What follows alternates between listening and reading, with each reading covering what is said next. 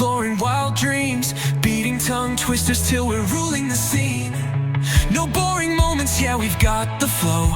It's an endless adventure, watch us all grow.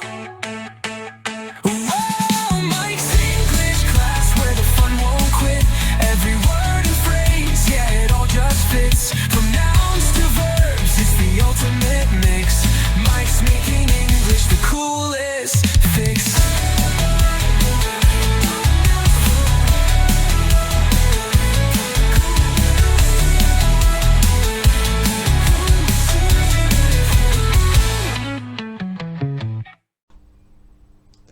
Bueno, gente, un poco de contexto. Estoy haciendo la grabación de vuelta porque la primera parte de la clase salió sin audio por algún motivo que se me desconfiguró el OBS, así que en este video voy a pasar a explicar de nuevo toda la cuestión de las preposiciones de tiempo y lugar, los usos del in, on y at, que ahora les voy a compartir pantalla para que vean conmigo, y una de las partes de cómo redactar un mail. Después el resto ya van a ver que salió bien en la segunda clase que tuvimos, así que sin más que agregar, vamos a empezar con eso nuevamente. Preposiciones de tiempo y lugar, el uso de in, on y at, ¿no? Empezamos con el in, preposición in. Cuando se trata de tiempo, usamos esta preposición cuando hablamos de espacios de tiempo largos como siglos, décadas, años, meses y semanas. Y cuando la usamos como preposición de lugar, la usamos cuando nos referimos a ciudades, países y urbanizaciones. Entonces, por ejemplo, I was born in January in 1934. Bien, acá estamos usando la preposición in para referirnos al tiempo, porque January representa un mes y 1934 representa un año, ¿no? Ambos espacios de tiempo largos, ¿sí? Después el segundo ejemplo dice I live in Spain, in Madrid City. Bien, preposición de lugar entonces. ¿Por qué? Porque tenemos Spain, país, y Madrid, Madrid para el español, Madrid City, bien,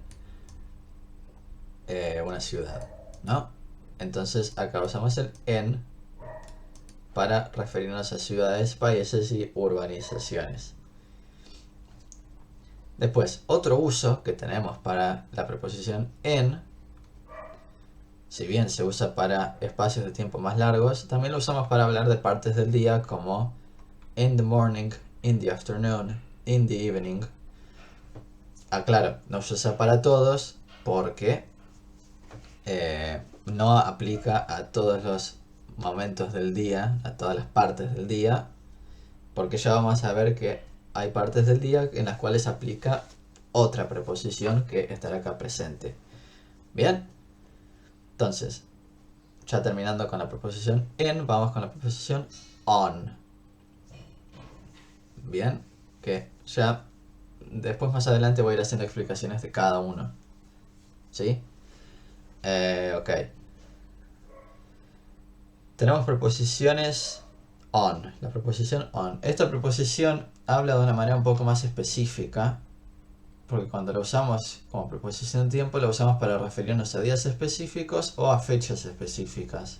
Y cuando la usamos como preposición de lugar, la usamos para referirnos a calles. Bien, entonces vamos con los ejemplos. I have English lessons on Monday mornings. Bien, on Monday mornings. Ahí estamos especificando que los lunes a la mañana, tenemos clases de inglés. Bien. Y después, esto es en cuestión de tiempo, ¿no? Preposición tiempo. Y después la preposición on como preposición de lugar, ponemos I live on Oxford Street. Bien. La usamos para referirnos a las calles. Voy a volver brevemente a el uso del en para aclarar dos cuestiones. Nosotros usamos el en cuando estamos en un espacio cerrado también. Cuando como preposición de lugar lo usamos cuando estamos en un espacio cerrado. ¿Sí? Por ejemplo, si estamos dentro de, no sé, un aula en una universidad, decimos I'm in the classroom. I'm in the classroom. Bien, ¿por qué? Porque estoy en un espacio cerrado y en un lugar específico. Después voy a volver al ejemplo de la universidad para lo que es la preposición at. Bien. Y después, otro ejemplo claro, que se puede vincular también con la preposición on, que es la que trabajamos hace un ratito, es cuando estamos en un vehículo, por ejemplo, sea un auto, nosotros decimos I'm in the car. ¿Por qué? Porque es un espacio pequeño en el que nosotros tenemos poca movilidad. Bien, como que nosotros una vez que entramos al auto simplemente nos podemos quedar en el asiento que elegimos y no podemos transitar dentro del vehículo. Bien. Después, con la preposición on, otros dos factores que quiero explicar acá son que, en primer lugar, nosotros usamos el on cuando queremos referirnos a que estamos sobre algo. Sea, por ejemplo, cuando estamos sentados en una silla, digo I'm on the chair. Bien, I'm sitting on the chair. Bien, porque yo, la persona, estoy sobre la silla, que vendría a ser el objeto. Bien, eso en primer lugar. Y después, con respecto a los vehículos, usamos la preposición on para referirnos a cuando estamos en un barco, en un avión, en un tren, en un colectivo. Bien, porque digo I'm on the boat, I'm on the plane, I'm on the bus, I'm on the train. Bien, ¿por qué usamos el on en lugar del in? Usamos el on porque, como les venía diciendo, con el in es simplemente estar adentro y no tener posibilidad de transitar dentro del espacio. Bien, que esto aplica obviamente solo para vehículos, porque si yo digo I'm in the classroom, yo tengo posibilidad de transitar dentro del aula, porque es un espacio más grande que un auto. Bien, es simplemente la cuestión de la contextualización de la situación que nosotros estamos queriendo expresar como ejemplo. Bien, esto aplica para vehículos.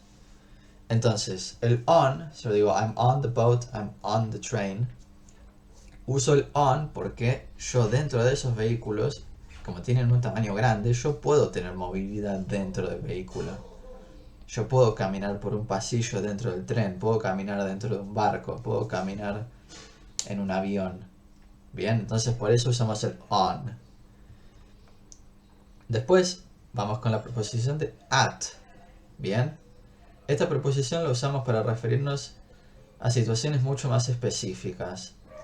Cuando lo usamos como preposición de tiempo, la usamos para hablar de horas y de algunas partes del día como la noche o el mediodía. Bien, acá entra lo que les venía diciendo de el uso del in para algunas partes del día, ¿no? No se usa para todas el in, sino que el at se usa para at night, a la noche, y at noon. Bien, que noon, recuerden que habíamos visto que era el mediodía. Bien. Y después, cuando la usamos como preposición de lugar, la utilizamos cuando hablamos de direcciones o de locaciones específicas como la tienda, ¿no? Entonces, vamos con los ejemplos ahora. Para lo que es preposición de tiempo, digo I woke up at 9 a.m. today. I woke up at 9 a.m. Bien, me desperté a las 9. O también podemos decir I work better at night. Bien. Y después, como preposición de lugar, digo my office is at 793 Manhattan Street. Después, otro ejemplo más que yo quiero marcar acá es otro también de preposición de lugar que se vincula con el ejemplo de la universidad, ¿no? Por ejemplo, ustedes están en la universidad, ¿no?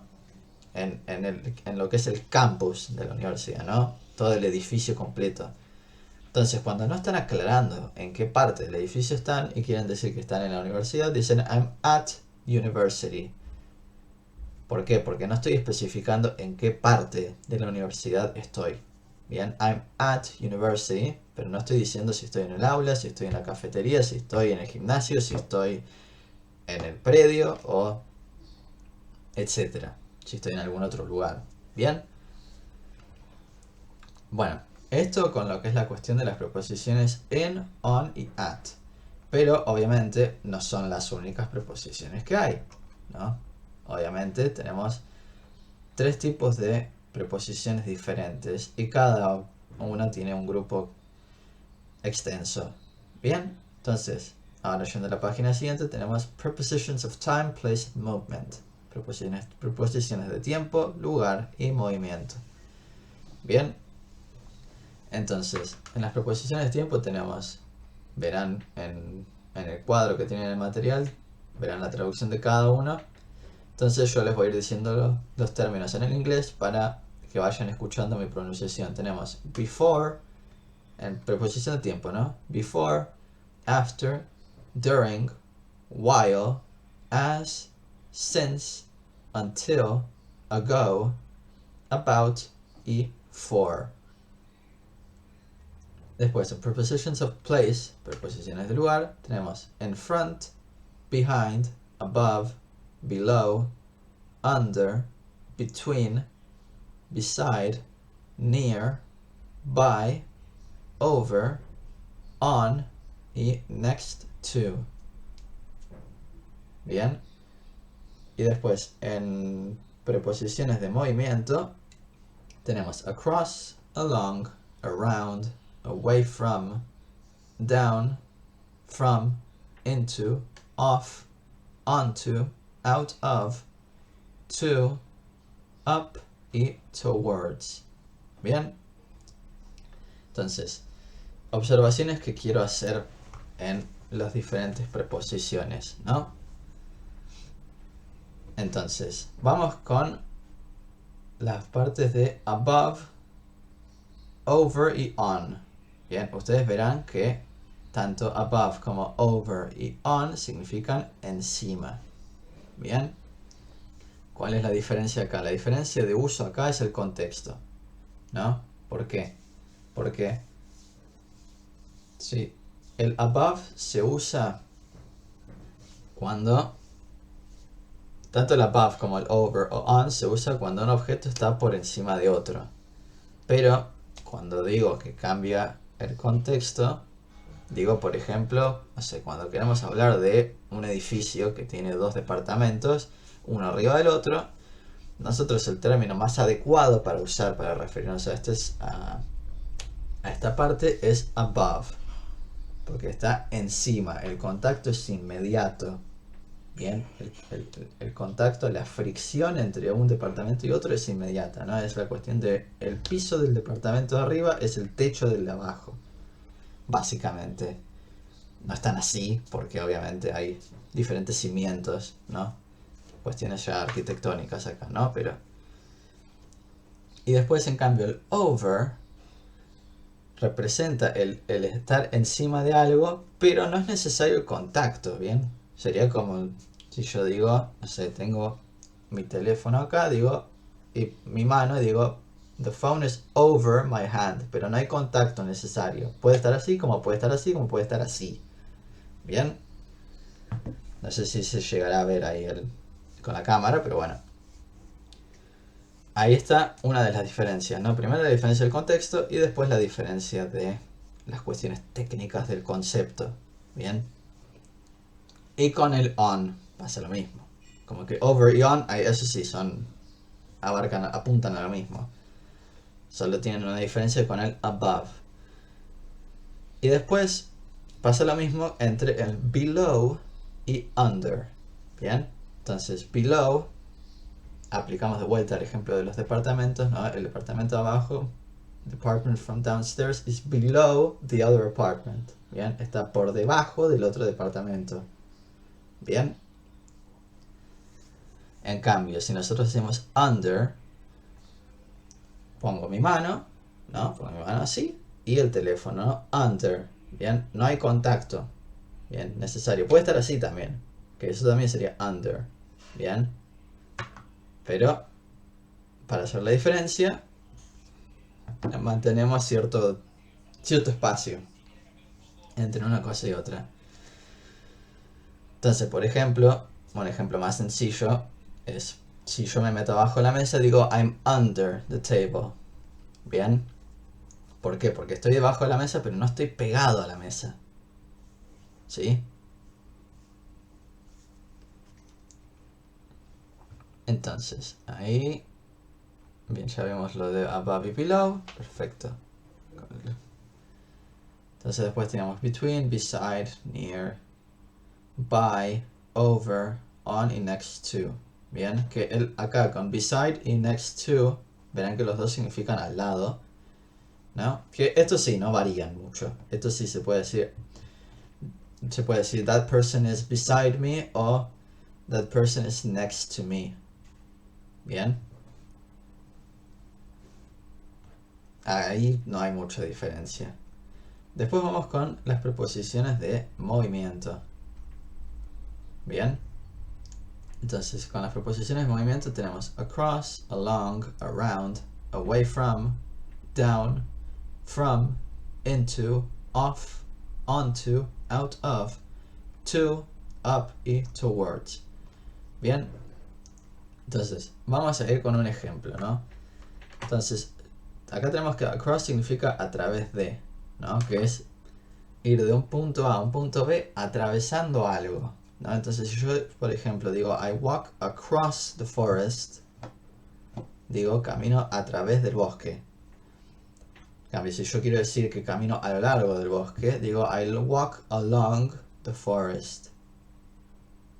O como la canción de Green Day, por ejemplo, ¿no? De Boulevard of Broken Dreams, que dice I walk a lonely road. Entonces dice I walk along. Bien, entonces dice I walk along a lonely road, a lo largo de un camino solitario. Bien, después vamos con around, que around es alrededor de.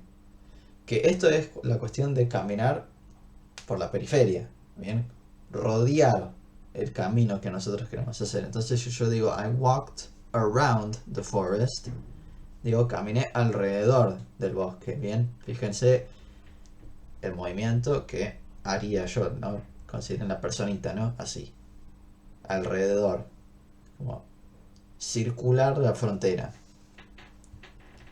Después away from, fuera de o lejos de. I walked away from the forest. Bien, caminé hacia afuera del bosque o lejos del bosque.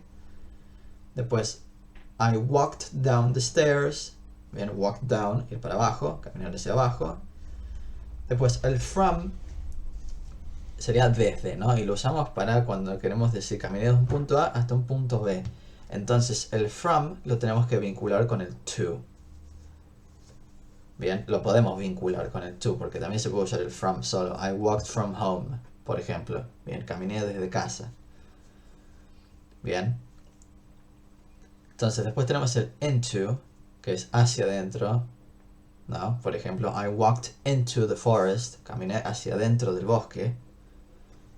Después, walked, por ejemplo, off, ¿no? Tenemos, no sé, I walked off, o I jumped off, por ejemplo, I jumped off the bus, ¿no? Para darles un ejemplo más concreto. Después, onto, es sobre, que podemos decir I walked onto the bus, por ejemplo. I walked onto the bus, que sería como sobre el colectivo. Después out of, que esto se podría aplicar también como el off, ¿no? Solo que puede variar un poco el contexto. Según el contexto depende de cuál usamos, ¿no? Por ejemplo, I walked out of a classroom. Bien. Después tenemos el to, que como les venía diciendo se puede vincular con el from. ¿Por qué? Porque es el from punto A to punto B, ¿no? I walked from my home to university, por ejemplo. Bien. Caminé desde mi casa hasta o hacia la universidad. Después, up, I walked up the stairs. Bien, caminé hacia arriba. Bien, para el ejemplo. Y después, towards, siendo hacia adelante, ¿no? Entonces, I walked towards you. Bien. Que el towards siempre va a ser hacia adelante. Entonces, si por ejemplo la persona está atrás mío, pero yo camino hacia la persona y camino de frente, es como que baso mi orientación dependiendo a dónde está la persona. Si la persona está atrás mío y yo pego el giro, como que transformo mi norte. El norte es un nuevo sur, dirían en el Eternauta. Bien. Bueno, esto con la cuestión de las preposiciones de tiempo, lugar y movimiento. Bien, entonces ahora vamos a trabajar lo que es el cómo redactar un mail. Bien, que tenemos 5 punteos acá importantes, ¿no? Tenemos primer punto, considerar la audiencia a la que estamos queriendo expresarnos. Que acá lo que tenemos que tener en cuenta es la cuestión que veníamos trabajando en clases anteriores de lo formal y lo informal. El diferenciar eso, ¿no? El contextualizar para diferenciar eso. ¿Por qué? Porque no nos vamos a dirigir de la misma manera con un amigo que con un jefe de trabajo o un docente de la universidad o el rector de la universidad, etc. Bien. Entonces, acá lo que tenemos que considerar es a quién le estamos escribiendo primero y qué queremos lograr con nuestro mensaje. Bien. Después, punto 2. Usar un correo electrónico profesional. Bien. Use a professional email address. Bien. Usar una dirección de correo profesional. Bien. ¿Por qué? Porque no vamos a querer escribir un mail de trabajo y que la persona a la que nosotros le estemos escribiendo, sea un jefe o un compañero de trabajo, vea que nuestro mail diga, no sé, Mike Fortinero o pepitoceneise23@gmail.com. Bien, porque pierde profesionalidad ahí. Entonces, este es el segundo punto. Tercer punto, have a clear subject, tener un objetivo claro. Bien, entonces, ¿qué es el objetivo de tu mensaje? Entonces, el objetivo de su mensaje tiene que ser simple y claro, ¿no? Te estoy escribiendo para esto, ¿no? Después, el ser conciso. Bien, que es be concise. Después, keep your message brief and to the point. Bien, que esto es mantén tu mensaje breve y directamente. Y punto 5, que en realidad debería ser el punto 1, ¿no? O el punto 2 en todo caso. Start with a greeting, que esto ya lo vimos en clases anteriores. Cuando depende obviamente de cuando estén redactando el mensaje, que decimos good morning, good afternoon, good evening, good night. Bien, que generalmente no decimos good night porque no escribimos un mensaje de noche. Bien.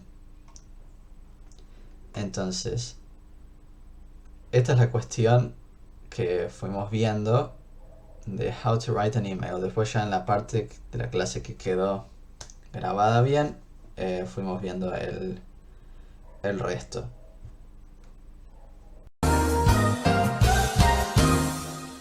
Bien, nosotros habíamos quedado con el cómo escribir un email.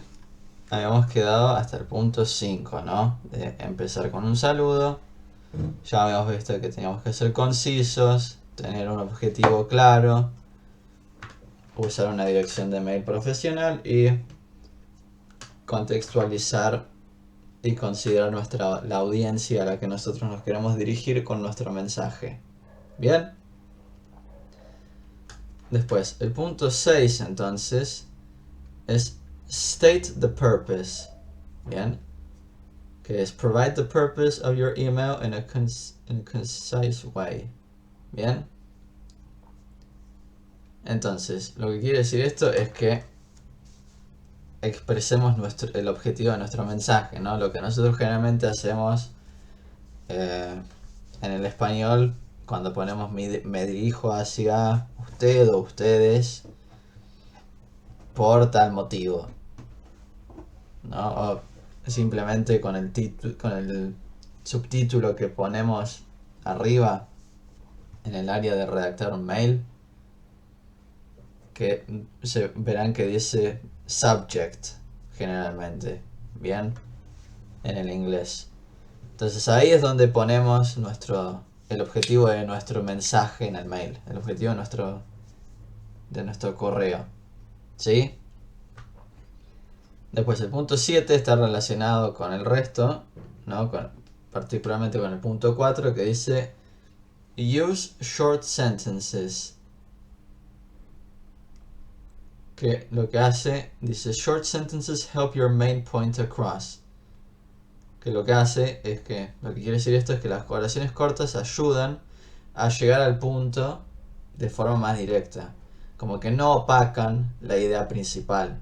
¿Se entiende? Porque si nosotros hacemos una oración muy extensa, que no es parte de la idea general, la estaríamos opacando, bien, por el tamaño de la oración. Después, incluir un cierre, ¿no? Que acá, en esta parte, podremos aplicar los conectores de conclusión, ¿no? Para cerrar la idea primero y cerrar el mail, ¿bien? Que esto simplemente es incluir una línea de cierre que incluya un llamado de acción o siguientes pasos, ¿no? Como cuando queremos empezar una idea que implica formar un proceso para terminarla, sería para darle pie a la otra persona a que continúe la conversación con sus ideas, con sus propuestas, y que empiece ahí una ida y vuelta. O sea, es concluir el mensaje con una frase que le dé a la otra persona el pie para desarrollar una ida y vuelta sobre la idea que uno presenta inicialmente. Bien. Después tenemos sign off, que es end with a signature that includes your name, title and other relevant information. Que esto simplemente es despedirse, ¿no? En el mail, que generalmente nosotros ponemos, no sé, atentamente Michael Arce, y ahí ponemos más información, no sé, teacher y otra información relevante y demás. Sería como una especie de sello que ponemos en el mail para terminarlo. Después, punto 10, tenemos el schedule, que dice you can schedule emails to be sent at a later time. Que esto lo que quiere decir es que simplemente podemos, en vez de mandar el mail inmediatamente, nosotros podemos seleccionar una opción para que el mail se mande en otro momento. Si yo, por ejemplo, escribo un mail a las 12 de la noche, pero quiero que se le mande a la otra persona mañana a las 7 de la mañana, pongo, no sé, hoy es 20 de mayo, decimos, bueno, para el 21 a las 7 de la mañana lo programo para que llegue ese horario y se manda automáticamente, sin necesidad de yo estar manualmente apretando botones para mandarlo. Y después, por último, tenemos el proofhead. Bien, que esto es simplemente la cuestión de chequear el mail antes de mandarlo, en caso para ver bien si tengo cuestiones de gramática, de ortografía y demás. Bien, que acá dice check for spelling, grammar, punctuation and syntax errors. Bien, que sería chequear para lo que es el spelling, el deletreo, el grammar, la gramática, punctuation, las puntuaciones, y los errores sintácticos. Bien, los errores de sintaxis, ¿sí? Bien, estos son todos los punteos que implica el cómo escribir un correo electrónico. Bien, que esto obviamente, por ejemplo, con el Gmail van a ver que se facilitan muchas cosas porque ahora con los usos de la inteligencia artificial y demás, uno recibe cierta ayuda, como que se autocompletan los mensajes y se corrige la gramática sola y demás. Bien, después, el último apartado que vamos a ver es How to Analyze an Article.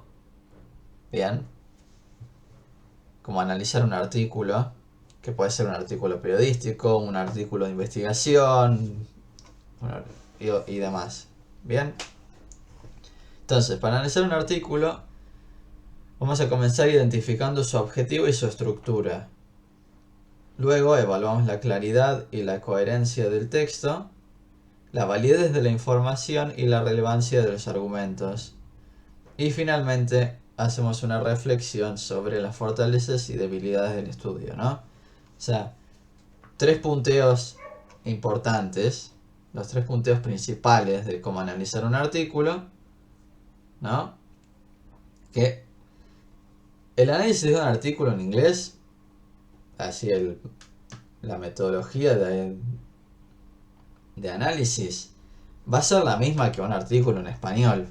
Bien, no va a variar mucho, lo único que va a variar ahí es el idioma, mayormente. Entonces vamos con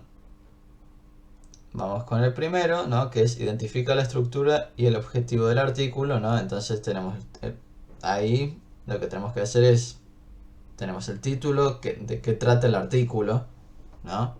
Eso es lo que nosotros podemos identificar con el título. Después, los autores de dicho artículo, ¿no? Quiénes son y cuál es su trayectoria, ¿no? Buscar un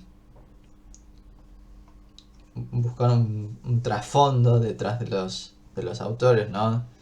Quiénes son, dónde estudiaron, dónde trabajaron, dónde han hecho investigaciones, qué otros artículos han escrito.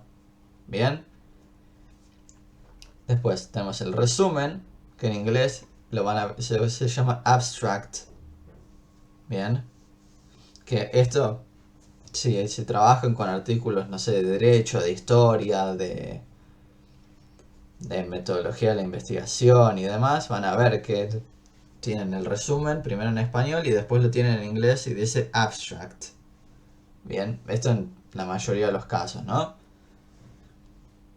Que acá lo que lo que plantean los autores del artículo es la idea principal del artículo, ¿no? Que es la pregunta que nos tenemos que hacer, ¿cuál es la idea principal del artículo? Después tenemos la introducción, que ahí se hace una presentación breve del problema que nosotros estamos queriendo abordar y por qué es importante, ¿no? ¿Cuál es el problema que se aborda y por qué es importante? Después, la metodología, ¿no? Cómo se realizó la investigación.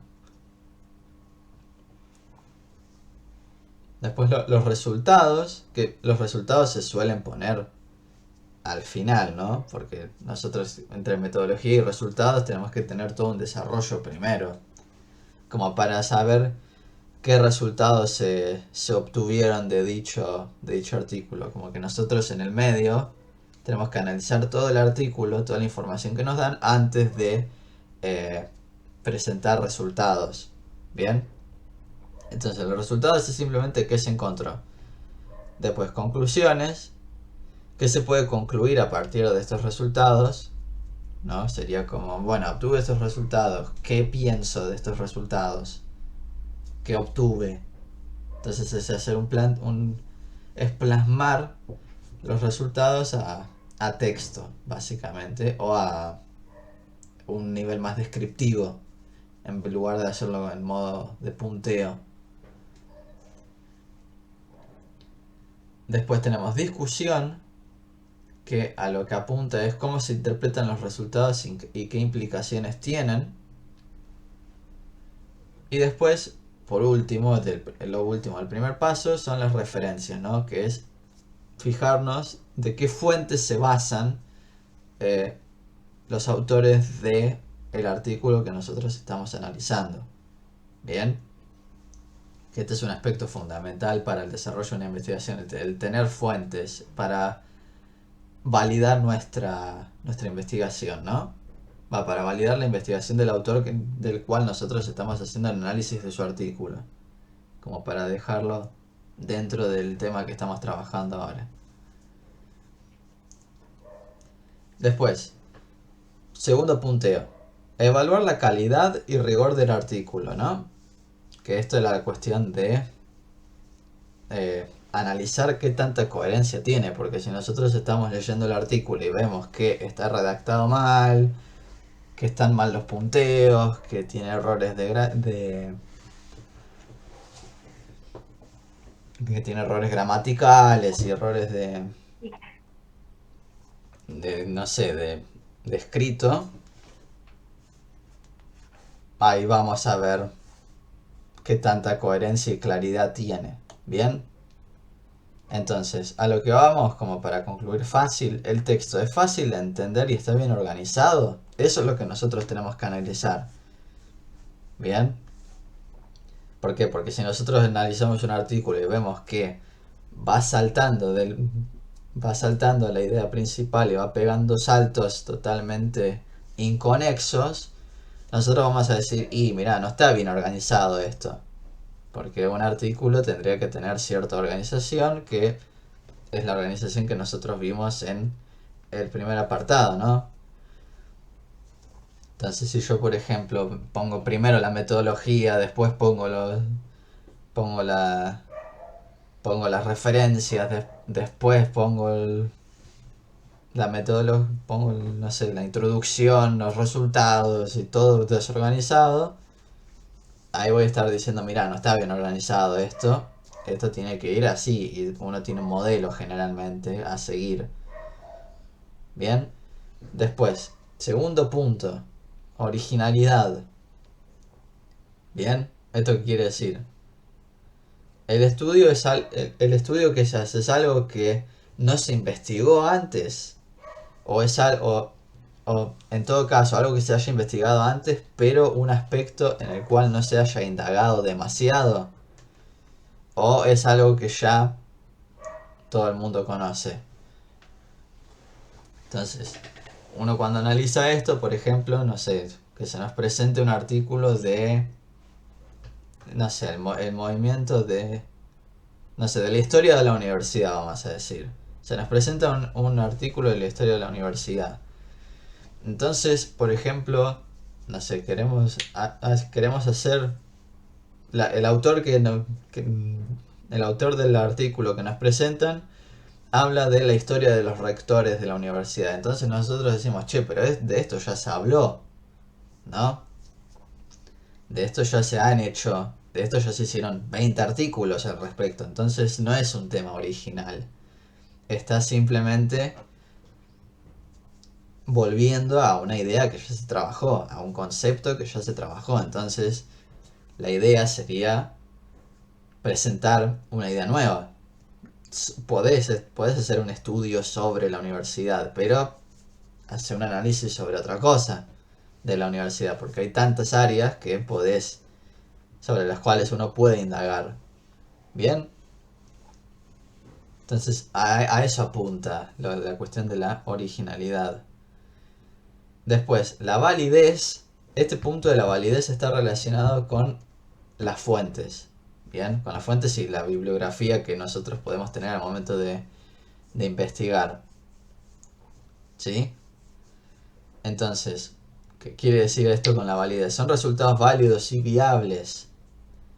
Entonces, los resultados que nosotros podemos obtener se pueden y deben poder validarse con las fuentes que uno tiene en la investigación. Bien, porque el análisis que nosotros hacemos de dicho artículo tiene que estar respaldado por lo que está dentro de dicho artículo, por el contenido. Bien, no podemos hacer un análisis de cosas que no están presentes. Bien, de cosas que no se vean dentro del artículo. Después, relevancia. Entonces, lo que va a esto es, ¿los resultados son relevantes para el campo de estudio o para la pregunta de investigación? Esto obviamente es importante, ¿no? Otro aspecto clave al momento de analizar un artículo de investigación, porque lo que nosotros queremos obtener con los resultados acá o lo que nosotros queremos hacer con los resultados es darle la validez necesaria al artículo, el demostrar que el artículo es válido para tenerlo en cuenta en un futuro para una investigación. Bien, el demostrar que el artículo es útil o no, porque puede ser que no sea útil y nosotros con nuestros resultados tenemos que demostrar ese por qué, ¿no? Tenemos que demostrar por qué no es útil para el campo de estudio o la pregunta de investigación. ¿Por qué? Con esto último, porque si el artículo se plantea una pregunta de investigación y nosotros llegamos a la conclusión que no responde a esa pregunta o responde a otra pregunta o no responde a esa pregunta de forma clara, nosotros en nuestros resultados vamos a decir, mirá, analizamos el artículo y el autor o los autores no están llegando al punto que dijeron que iban a presentar. Bien, entonces vamos a delimitar que este artículo no es relevante para el campo de estudio o para la pregunta de investigación. Después, las limitaciones, ¿no? ¿Cuáles son las limitaciones del estudio? ¿No? Obviamente, como que si nosotros queremos analizar un artículo que se escribió hace 50 años, nosotros al momento de analizar un artículo tenemos que ser conscientes de que vamos a tener que volver a todo lo que accedió el autor para escribir ese artículo. Bien, entonces, si el autor del artículo o los autores del artículo accedieron al momento de escribirlo, accedieron a, no sé, una hemeroteca de la universidad que tiene biblioratos divididos en bimestres sobre los rectores de la universidad o sobre la historia de la universidad en general. Nosotros tenemos que volver a eso para decir, bueno, la información que usaron acá es válida. La información que usaron acá es verídica. En cambio, si nosotros no tenemos acceso a eso, si por ejemplo la investigación la estoy haciendo yo, que estoy en San Nicolás, que no tengo manera de ir a la Universidad de Lomas o la sede en Zárate y que no tengo pase estudiantil ni nada, ahí ya tengo una limitación. Bien, ¿por qué? Porque no puedo acceder a las fuentes que se usaron para la investigación del autor, los autores. Bien. Después tenemos los sesgos. Bien, ¿hay algún sesgo en la investigación? ¿Qué quiere decir esto? Uno, cuando hace una investigación, nosotros al momento de analizarlo tenemos que ver en el autor cierta neutralidad, ¿no?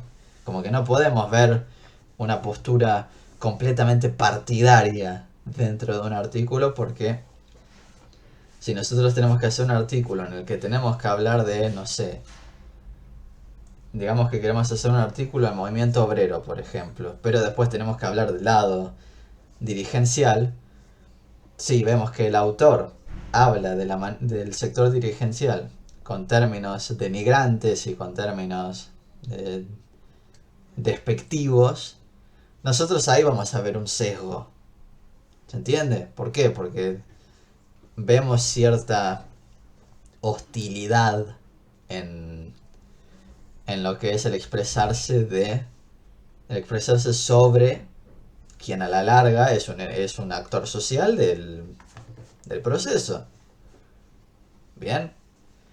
Entonces, si nosotros notamos eso al análisis, tenemos que marcarlo como un resultado. Tenemos que poner, mira, los autores hablan de la dirigencia de la empresa de manera despectiva, con términos denigrantes, y buscan apelar a que el lector del artículo se compadezca y que se alineen con los obreros, con la postura de los obreros.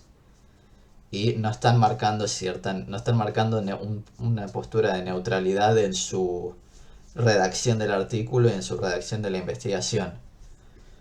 Bien. Y después tenemos como último punto de la segunda categoría, tenemos la estadística. Que esto es simplemente volver a las fuentes, ¿no? Porque los datos estadísticos de la investigación se construyen con las fuentes. Entonces nosotros, al momento de analizar, tenemos que volver a las fuentes para verificar si los datos que nosotros tenemos en el artículo que estamos analizando son los mismos que están en las fuentes. ¿Bien? Entonces es una cuestión de tener uno al lado del otro y decir, es igual, está bien, o no es igual, está mal analizado. Está mal expresada la estadística. Bien. Y después, ya como tercer punto, tenemos lo que es la reflexión sobre nuestro análisis. Bien.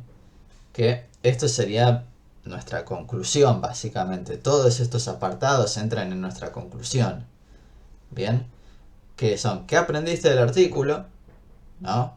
Hacemos un apartado, un párrafo donde nosotros decimos, mira, del artículo aprendí tal cosa, tal otra, que lo podemos hacer en punteo como podemos hacerlo simplemente en un párrafo extenso, ¿no? Después, ¿cómo se relaciona con tus conocimientos previos? ¿No? Acá uno puede decir, mira, al análisis de este artículo apliqué los conocimientos que adquirí con el análisis de otro artículo o con algo que aprendí en la universidad o con algo que aprendí en la escuela o etcétera. ¿Bien? O lo puedo relacionar con... ¿Bien? Después, ¿qué preguntas te quedan después de leer el artículo? Acá uno puede abrir más preguntas, que nosotros lo que hacemos con eso, al analizar el artículo, con este apartado, estamos dando un incentivo como para que la investigación detrás, o sea, la investigación siga. ¿Bien? Después, ¿qué fortalezas y debilidades tiene el artículo? Bien, este es un apartado importante, ¿no? Podemos decir, la introducción del artículo está fuerte, es estable, porque habla sobre la pregunta problemática, sobre lo que se va a abarcar, y después podemos decir, pero en el desarrollo del artículo no se ve tan reflejado, podría haberse abarcado de otra manera, y demás. Bien. Y después, ¿cómo se puede utilizar esta información? ¿Cómo se puede utilizar la información de nuestro análisis? Y ahí nosotros tenemos que explicar para qué nosotros hicimos un análisis de ese artículo, ¿no? Nosotros tenemos que decir, la información que nosotros les proveemos con nuestro análisis sobre el artículo de los autores es para que hagan una investigación sobre el tema que están trabajando los autores, pero de una manera un poco más adecuada, un poco más completa, un poco más neutral, en caso de que tengamos la cuestión de los sesgos que veíamos en el punteo anterior.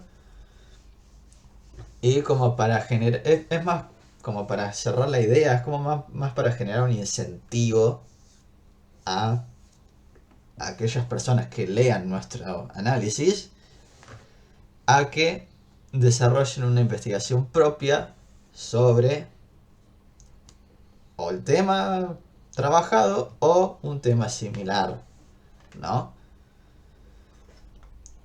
Entonces, último párrafo importante acá es que el análisis crítico de un artículo no se trata de identificar errores, sino también comprender las fortalezas y debilidades del estudio y de reflexionar sobre su importancia y su significado. ¿Bien? Bueno, esta cuestión por un lado, ¿no? Esto ya sería lo último que tenemos para trabajar. Así que ahora les voy a pasar a hablar de el examen, que ya lo tengo publicado y todo. Voy a dejar de compartir pantalla un segundo. A ver, stop share. Bien, perfecto, nos quedan 6 minutos. Bien, yo ya el formulario para el examen lo terminé. Recuerden que es un examen que no es eliminatorio ni nada, simplemente es para que pongan a prueba sus conocimientos a lo largo de todo el taller. Tiene, ya les digo, 25 preguntas, creo que era que tenía. 25 preguntas. Después tienen una sección para dejar algún comentario constructivo con respecto al taller, de cosas que prefieren que cambien o cosas que les gustaron y demás. Bien, entonces el taller el examen ya está publicado. Ahora voy a activar a que se acepten respuestas y yo lo que voy a hacer ahora, voy a copiar el enlace para pasárselos en primer lugar a ustedes por el chat. Voy a pasar por acá y también se lo voy a hacer llegar a cosa. ¿Dónde está? Para los chicos del centro. Ahí ya les mandé el enlace. Bien. Así que bueno, chicos, acá ya sería el final del taller. Tienen todo el examen, van a ver punteos. Obviamente pueden usar el cuadernillo para completarlo en caso que tengan alguna duda. Además, todas las preguntas están relacionadas con cuestiones que ya vimos y demás. Así que no deberían de por qué tener ningún inconveniente con esto. Así que bueno, los felicito por haber llegado al tramo final del taller. Yo tenía entendido que iba a terminar el jueves, pero viendo los contenidos que ya trabajamos. A ver, acá me preguntan, ¿es para desarrollar o es tipo multiple choice? ¿Hasta cuándo tenemos tiempo para entregarlo? Y vamos a decir... Mira, para contestarte lo primero, tenés para desarrollar y tenés multiple choice. La mayoría son multiple choice, no lo hice tan complicado. Hay algunas que son multiple choice, hay algunas que tienen varias opciones, hay algunas que son para desarrollar. Así que tienen para explayarse bastante. Y después, ¿hasta cuándo tenemos tiempo para entregarlo? Y mira, yo les daría una semana por ahí. O sea, lo ideal sería, nosotros podríamos tener una última clase el jueves o demás. O de última, el martes de la semana que viene podemos hacer un enlace como para simplemente ver cuestiones. Pero mi idea inicial es simplemente dejarles el examen y que lo realicen de acá a una semana, cosa que los chicos del centro ya después vayan entregando los certificados. Con respecto a eso, le puedo dar el espacio a Nico o a algún chico del centro que esté ahí para que den una explicación más detallada sobre este aspecto. Así que cuando gusten, estamos con Seba. Acá, Michael. Estamos con Seba, cambiamos de pibe. Mecánico ahora. Estaba todo- Sí, me decías, justo estaba escuchando, ¿qué necesitabas? No, les estaba explicando a los chicos la cuestión del examen final, que ya lo dejé publicado para que lo realicen. Ok. Y yo decía de darles una semana como para que lo hagan con tiempo, ¿viste? Que no se apuren ni nada. Y después la información que tenga de los resultados yo se las paso a ustedes para que puedan ir haciendo los certificados y demás. Dale, perfecto, espectacular entonces. O sea, esta ya sería la última clase. Ah, esta es la última, Sí, perfecto. sí, ya esta es la última. Ok, ok. Bueno, excelente, listo. Una vez que nosotros recibamos eso, le vamos a estar enviando el certificado vía WhatsApp, ¿sí? Dale, Le va a llegar. buenísimo. Bueno, creo que nada más, ¿no? No, ¿Se me olvidó? por mi parte nada más, ya estamos casi Bueno, en tiempo Michael, límite agradecer. terminando. Igualmente, para cerrar, agradecerte a vos por otra vez brindarnos este taller que a los alumnos tanto les gusta. Ujú. Y nada, esperamos que próximamente lo podamos volver a repetir. No, sí, obviamente, siempre un gusto trabajar con ustedes, la verdad, un espacio de trabajo cómodo, siempre muy bien organizado. Hemos aprendido del año pasado a cómo organizarnos mejor. Eso es verdad, eso Sí, es verdad. Pero bueno, si bien nos salió bien el año pasado, hemos pegado muchos saltos de plataformas y demás, pero este ya, año como que fue más organizado y sí, hemos llegado a más lugares, así que ya nos quedamos acá en Zoom, que ya vemos que funciona. sí, Así ya nos adaptamos al Zoom, ya como que vemos que va bien la cosa, así que buenísimo. bueno, ya esperamos, yo no quiero meter presión, pero para el segundo cuatrimestre Es algo que se puede hablar, se puede hablar. lo podemos charlar después. Lo podremos charlar, yo siempre estoy más que dispuesto, así que conmigo pueden contar siempre. Bueno, Michael, muchas gracias, gracias a los que participaron en este taller y bueno, sin nada más que agregar, damos por finalizado esto. Dale, buenísimo. Muchas gracias a ustedes, chicos, que anden bien. Igualmente, nos Dale, vemos. nos vemos. Chau, chau. Chao, chao. Teaching today, learning new words in a fun-filled way. Say it loud and strong. Let's all say hi in this class with Mike. We're reaching the sky.